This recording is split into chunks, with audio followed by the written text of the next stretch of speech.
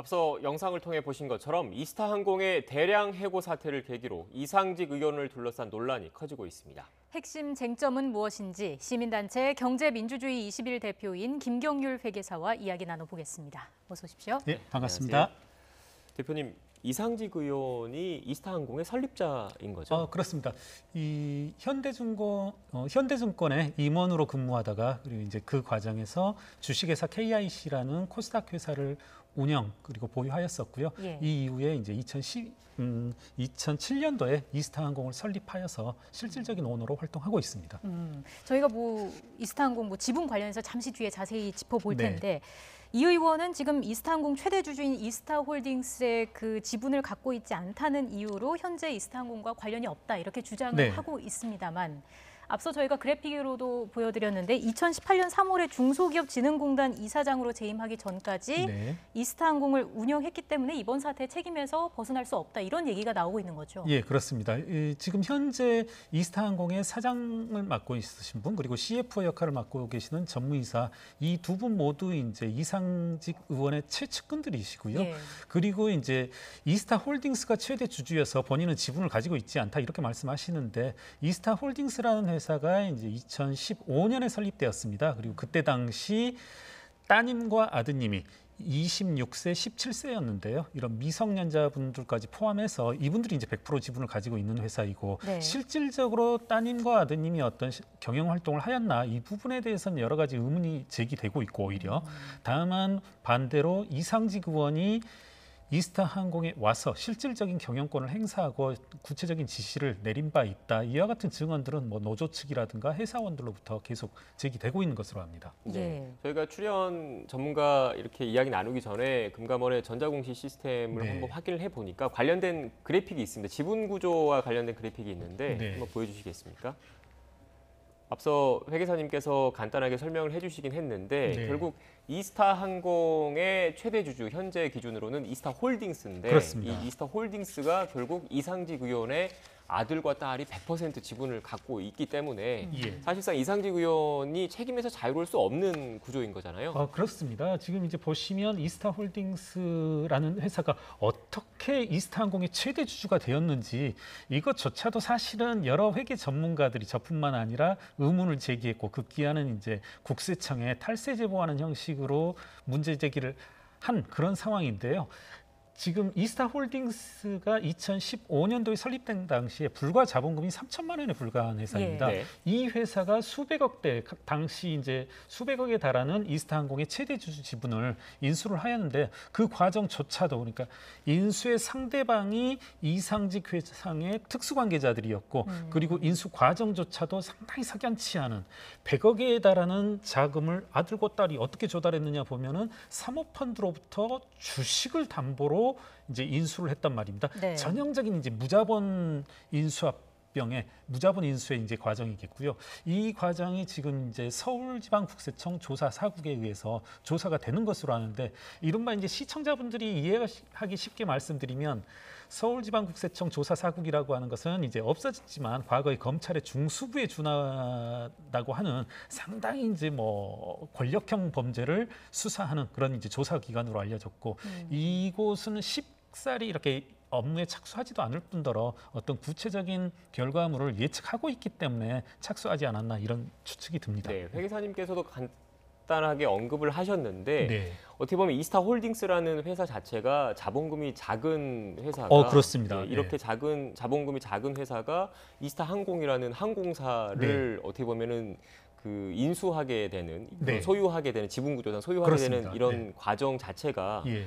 그 무자본 차입이라는 말씀을 하셨는데 그렇습니다. 예, 이게 이례적인 거잖아요. 일반적이지 않는 상황인 그렇죠. 거죠. 예, 이제 이른바 무자본 M&A라고 해가지고 한 푼 없이 돈 한 푼 안 가지고서 어떤 특정 회사를 인수합병하는 과정을 일컫는데요. 예. 상당히 이 과정 자체가 이제 범죄적인 수법을 동원하기 때문에 적법과 탈법의 어떤 뭐라고 할까요? 경계선을 걷는 아주 위험한 거래 형태입니다. 앞서 이제 계속 언급하고 있습니다만 불과 3천만 원에 불과한 자본금을 종잣돈을 가지고 수백억에 달하는 그런 이제 그 회사의 경영권을 확보를 했는데 그 과정에서도 이제 계속 특수관계 회사들 이스타 홀딩스, 이스타 인베스트먼트, 이스타 인터내셔널, 이스타 포트, 새만금 관광개발이라고 하는 부지기수의 이제 이와 같은 회사들이 이스타 항공을 유지하는데 이와 같은 회사들이 필요할까 싶은 특수관계 회사이자 페이퍼 컴퍼니들을 동원한 거래란 말입니다. 네. 네, 그렇기 때문에 상당히 이제 저희들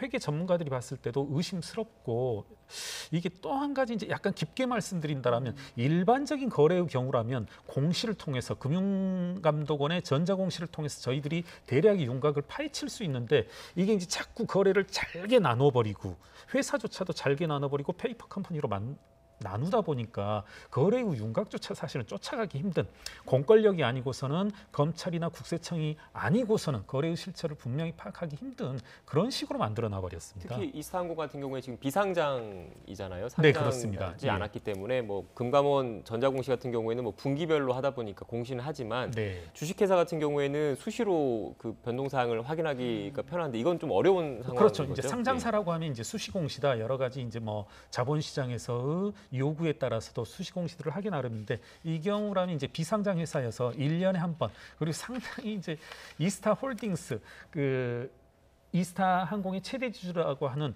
이스타 홀딩스로 가면은 또 이제 그 공시라는 전자공시라는 그 의무조차도 회피하려는 편법적인 수단을 많이 동원했습니다. 네. 2016년도 이스타 홀딩스의 전자공시를 보게 되면 의견 거절입니다.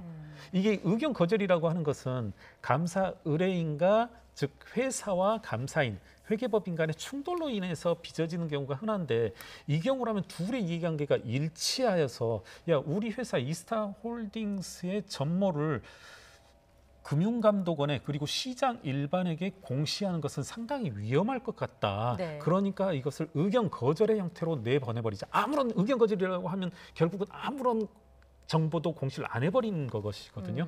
이와 같은 좀 편법, 탈법적인 여러 가지 형태로 당연히 자본시장에서 정보 이용자들이 알아야 될 정보를 스스로 차단시켜버리는 이와 같은 이제 거래로 말미암아서 정보 접근도 사실은 힘듭니다. 일반적이지 않은 그렇습니다. 상황이라는 건데 네, 네. 이상직 의원이 이스타항공 책임 논란에 대해서 이제 자신은 경영에서 물러났고 네. 또 재산이 32평 아파트가 전부다라고 했는데 공직자 재산 신고 내역과는 또 괴리가 상당히 있습니다. 이것도 논란이 되고 있는 거 아니겠습니까? 이건 역시 이제 사실은 엄밀히 들어가면은 이상직 의원의 주식 차명 보유 논란과 뗄래야 뗄 수 없을 것 같습니다. 과거 이제 판결 내역이긴 합니다만은 이상직 의원의 친형이 과거 약 10여 년 전쯤에 어떤 판결을 받았었냐면 예. 횡령 배임으로 말미암아 실형 2년의 선고를 받았습니다. 그런데 판결문을 읽다 보면은 아주 묘한 부분을 이제 판사님이 적시하였는데 어떤 내용이냐면 형인 이모 피고인에 대해서 여러 가지 횡령 배임이 뚜렷하고 따라서 이제 엄벌에 처해야 할 것이나 경감 사유를 들면서 아무리 봐도 이 횡령 배임의 결과물이 동생인 이상직에게 간 것 같다. 이런 식의 것을 적시하면서 이런 것들을 감안해 봤을 때 좀 경감 사유가 돼서 형을 2년으로 선고한다 이런 말이 되어져 있거든요. 네. 제가 말씀드리려고 하는 것은 뭐냐면 과거 그때뿐만 아니라 그리고 아까 제가 말씀드렸다시피 여러 가지 페이퍼 컴퍼니들이 있거든요. 이것들을 통해서 상당히 많은 재산들이 자칫 차명으로 숨겨져 있을 가능성도 얼마든지 있다. 재산 신고 내역을 보면은 사인 간의 대여금으로 해가지고 꽤 상당한 금액, 제 기억으로는 이제 한 10억 안팎의 재산, 10억, 20억 이렇게 추정되는 재산이 이 사인 간의 대여금으로 있는데요. 이것들이 자칫 제가 봤을 때는 추정컨대 여러 가지 페이퍼 컴퍼니들과의 거래 내지는 차명 주식과 관련된 의혹과 연관돼 있을 수 있다. 예, 이렇게도 저는 좀 의심해 봅니다. 네, 이 연장선상에서 앞서 이스타항공 지분구조 그래픽 다시 한번 보여주시겠습니까?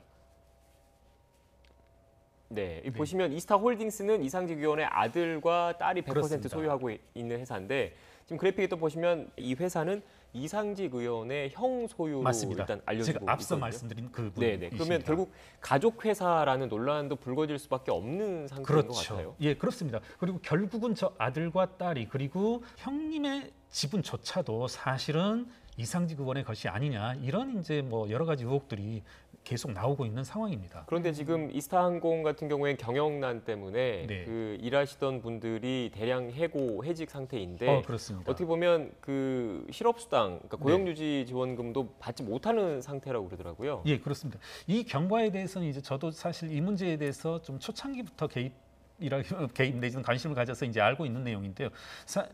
지금 현재는 고용보험 5억 원을 미납해서 지금 그 신청을 네네. 못 하고 있고요. 이스타항공 측에서는 우리 5억 원 고용보험 미납이 있어서 못한다. 그런데 과거 4, 5개월 전에는 신청할 수가 있었습니다. 그때는 이제 미납금이 없었기 때문에. 그런데 그때조차도 하지 않았습니다. 불과 이제 고용유지 지원금을 지원받기 위해서는 필수 조건이 뭐냐면 필수 조건 중에 하나가 임금의 10%를 회사가 부담하면 되거든요. 그거조차 부담하지 않기 위해서 근로자들에게 제공될 수 있는 급여 이런 것들을 이제 스스로 포기해버리고 지금 와서는 우리 5억 원 고용보험 미납 그리고 일주일 전쯤에 또 계속 이제 노동조합 측에서 야 차마 어떻게 5억 원 고용보험료를 미납했다는 이유로 고용유지 지원금을 신청을 못 하고 있냐 좀 5억 원을 사죄를 털어라 이렇게 말하니까 저는 좀 저로선 개인적으로 되게 황당한 입장을 들었는데 이스타항공 측에 예. 야 사실은 고용유지 지원금 신청 못하는 이유가 5억 원 때문이 아니라 미납임금 때문에 지금 우리 신청을 못하고 있어. 이건 야 너희 도로교통법 위반 전력 때문에 과거에 그런 사유가 있어서 어떤 뭐 특정 지원금을 신청 못한다고 하냐? 아니야. 우리 그 도로교통법 위반이 아니라 살인죄가 있어서 지금 신청 못하고 있는 거야. 이런 식의 어떻게 보면 일견 말장난 내지는 어떤 스스로 경영상의 무능력함을 보여주는 일이 계속 지금 반복되고 있습니다. 이스타항공 측은. 그런 일 때문에 그 고용유지 지원금이라는 게 사실상 갑작스럽게 실직을 했을 때 그 직장을 구하는 기까지 일정 기간 동안 나라에서 돈을 주는 거잖아요. 그 생계에 엄청 중요한 그렇습니다. 지금 사실은 이제 이스타항공의 노동자분들이 근 6개월 가까이 임금을 못 받고 있거든요. 우리 시청자분들이나 저나 그리고 앵커분들이나 사실 6개월째 임금이 안 들어온다고 하면 사실 앞길이 캄캄하지 않습니까? 지금과 같은 코로나 전국에서 지금 그러면서 이제 아무런 조치도 취하지 않고서 그러한 와중에 사소한 어떤 사재에 5억 원, 10억 원이라도 밀어 넣어서 이와 같은 물꼬를 터달라는 거거든요. 당장 이상직원에게 전체 고용의 유지한 그리고 경영에 필요한 수백억대 재산을 출연하라는 것이 아니라 어떤 우리 뭐 과거에 물이 마르면 펌프에 조그만 물을 집어넣으면 그게 돌아가지 않습니까? 네. 5억 원, 10억 원 작은 돈이라도 조금 투자를 해라. 그러면 회사의 많은 직원들이 숨통이 트일 수 있다. 이걸 제안하고 호소하고 본인들의 임금을 포기하겠다라고까지 말하면서도 하는데도 전혀 이제 귓등으로 듣지 않으니까 사실 제3자적인 입장에 있는 저와 같은 시민사회 입장에서도 사실 분노를 금하지 않을 수 없습니다. 이상직원에게는. 예. 그 앞으로 국세청과 검찰 등에서는 어떤 조사가 이루어져야 될까요? 제 생각엔 국세청에서는 지금 1개월여 됐으니까요. 되게 일반적으로 국세청의 조사 기간이 4주 그리고 4주 또 한 번 연장이 되니까 아무래도 10월 중순경에 결과가 나오지 않을까. 이와 같은 이제 차명 의혹에 대해서 그리고 이스타항공의 최대 주주 지분을 이스타홀딩스 두 아들과 딸에게 넘기는 과정에 대한 편법 증여 의혹에 대해서 명확한 어떤 판단이 나올 수 있어야 되지 않을까 이렇게 생각합니다. 네, 보니까 저도 찾아봤더니 이스타항공이 설립된 이후에 최대 주주가 여러 번 바뀌었더라고요. 이스타홀딩스로 넘어간 과정이. 맞습니다. 그래서 이렇게 여러 번 그 최대 주주가 바뀐 과정이 그 편법 증여를 하기 위한 것 아니냐라는 의혹이 불거져 있는 거죠. 지금. 그렇기도 합니다. 네. 앞서도 계속 말씀드리고 있습니다만은 사실은 이스타항공이라는 저가 항공사, 소규모 항공사를 운영하는 데 있어서 7, 8개의 페이퍼 컴퍼니는 필요하지 않거든요. 그러함에도 불구하고 계속 끊임없이 이제 돈을 주고받고 지분을 주고받고 하면서 이와 같은 과정이 이어져 오는데 10여 년 이와 같이 이루어져 온 불법적인 내지는 편법적인 이와 같은 증여 의혹들에 대해서 말끔하게 과세 당국이 해결하기를 좀 바랍니다. 조사 진행 상황을 계속 지켜봐야겠고요. 네. 마무리하기 전에 또 다른 논란 한 가지만 더 짚어보겠습니다. 수천억 원대 피감기관 공사 수주 의혹을 받는 국민의힘 박덕흠 의원. 어제 회견을 통해서 소명을 했는데 충분히 소명이 됐다고 보십니까? 우선은 이제 우리 그 옛 말씀에도 오얏나무 아래에서 이제 가끈을 고쳐매지 말라고 하는데 이와 같은 문제 제기 자체가 발생한 상황이 좀 심각하게 국민의힘에서도 인지할 필요가 있다. 수천억 원에 달하는 공사 금액을 수주했다는 것은 뭐 일반인으로서는 일반 중소 중견기업도 상상할 수 없는 일이거든요. 이제 그렇기 때문에 조금 엄중한 인식을 가졌으면 하는 바람이고 네. 어제 답변 내용을 보자면 이제 세 가지로 저는 좀 눈여겨봤습니다. 하나는 공개 입찰이었다. 그리고 또 하나는 본인은 이미 과거의 지분을 백지 신탁하였다. 그리고 또 하나 자꾸 이제 서울시로부터의 특혜 수주를 이야기하는데 서울시의 지자체장이라고 하면 너희 민주당 아니냐 이런 부분들을 지적했는데요. 사실은 오늘 이 자리에 오기 전까지 제가 좀 꼼꼼히 들여다보고 과연 민주당 측에서는 이에 해당한 자칫 몇몇 부분들은 민주당의 또 칼끝을 되돌리는 그런 내용들이었는데 아직은 민주당에서 이것을 극복할 만한 또 답변은 없는 것 같아서요. 저로서도 개인적으로도 지금 일의 전개 과정이기 때문에 쭉 더 한번 살펴봐야 되는 부분이 아닌가 이렇게 보고 있습니다. 앞서 백지 신탁 말씀하셨는데 백지 신탁이라는 거는 그 공직자가 이해관계에 있는 자산을 수탁사에다가 맡기는 그런 제도인 그렇습니다. 거죠? 네. 일체의 뭐 그러한 이제 주식 자체에 대해서 뭐 처분까지도 맡기는 그런 행위로 알고 있습니다. 네, 그래서 지금 박덕흠 의원 같은 경우에는 백지 신탁을 했다라는 해명을 하시는 거고요. 그런데 지금 앞서 오얏나무 말씀을 하셨는데 이런 거를 다 방지하기 위해서 지금 계속 거론되고 있는 게 이해충돌 방지법이거든요. 여기에 대해서는 어떻게 생각하십니까? 사실 저희도 한 2주 전, 3주 전쯤에 모 공직자에 대해서 이와 같은 이해충돌 방지법에 근거해서 내지는 이해충돌 상황이 있다는 것을 인지하고서 저희도 고소고발을 사실은 검토해봤습니다. 그런데 저도 개인적으로는 깜짝 놀랐던 게 이에 대한 처벌 조항이 없더라고요. 사실상의 어떤 법의 불비 상황인 거고 공직자들에게 요청되는 고도의 윤리적인 어떤 의무에 대해서 아무런 법적 조치가 사전적으로 준비되어 있지 않은 상황이거든요. 네. 따라서 시급하게 이해충돌 방지법은 적정한 요건들을 처벌 조항들을 갖춘 채 빨리 국회 내부에서 뭐 중이 제 머리 깎는 셈이 될 텐데 이것들을 통과시켜야 하지 않나 이렇게 생각합니다. 네. 회 기사님 마지막으로 앞서 주제를 좀 넘어가면 지금 이 순간 이스타항공에서 해직 상태에 계시는 분들이 사실 제일 걱정이거든요. 그렇습니다. 그래서 그 실업수당 그러니까 고용유지 지원금이라도 받으셨으면 좋겠는데 일차적인 책임은 이스타항공 사측에 있을 텐데 정부 그리고 뭐 당이라든지 이렇게 나서서 어떻게 좀 해결할 수 있는 방안은 없겠습니까? 사실은 제가 이 문제와 관련해서 여러 곳을 쫓아갔고 의원실 한 군데 가서 어떻게 뭐 이런 말씀이 약간 감성적으로 들릴지 모르겠지만은 전태일 열사가 돌아가실 때 대학생 친구 하나 있었으면 하는 그런 바람을 가지고 돌아가셨는데 지금 50년이 지난 지금에조차 의원 한 명이 이 문제를 나서서 해결해 주지 못하냐 조금 많이 호소를 했는데 지금 이 상황이 지금 노동부에도 고소가 되어져 있고 상당히 진척이 된 걸로 알고 있습니다. 그리고 어떤 사건의 진상이 명명백백하게 드러났음에도 불구하고 정부 여당 측이 조금 발벗고 나서지 않는 느낌을 그리고 뭐랄까요 조금은 뭐 숨긴 정도는 아니더라도 약간 발벗고 나서지 않는다는 느낌을 많이 받고 있거든요.